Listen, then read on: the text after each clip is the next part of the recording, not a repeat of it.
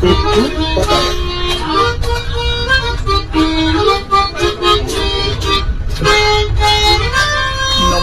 ৰাইজসকল, আপোনালোকক পুনৰবাৰ নতুন এটা ভিডিঅ'লৈ স্বাগতম জনাইছোঁ।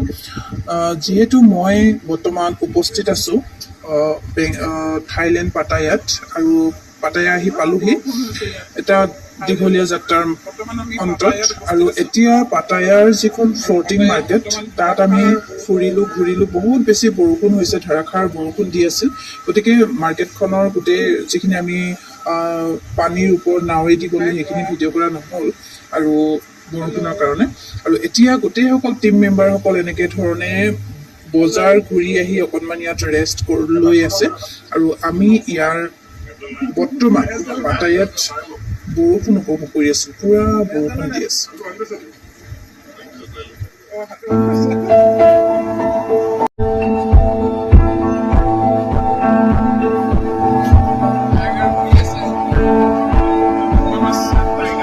এইখন হ'ল টাইগাৰ পাৰ্ক, আৰু টাইগাৰ বিলাকৰ লগত সন্মুখত গৈ কান্ধত ধৰি ফটো মৰাৰ সুবিধা আছে, কিন্তু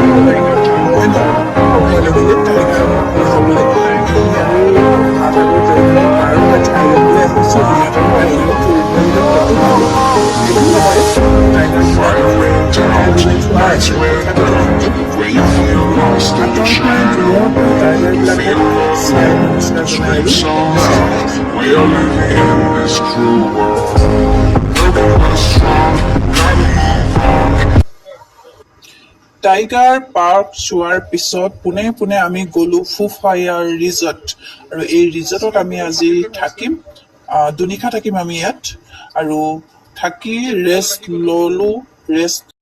আমি পাটায়াত আমাৰ নিজৰ গ্ৰুপৰ মাজতে বিহু নাচি ফূৰ্তি কৰিলোঁ, ডিনাৰ কৰিলোঁ।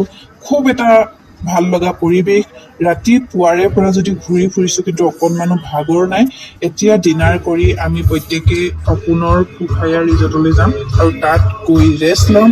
বাকী কাইলৈ পুনৰ মৰ্ণিং 6:30 পৰা আমাৰ জাৰ্ণি ষ্টাৰ্ট হ'ব। আৰু কাইলৈ গৈ ক'ত কি কৰিম, কেনেকৈ কৰিম, কি চাম, কি খাম, সেই সকলোবিলাক আপোনালোকক দেখাবলৈ চেষ্টা কৰিম। আৰু আপোনালোকে চাবলৈ নাপাহৰিব। আজিলৈ ইমানেই, থেংক ইউ।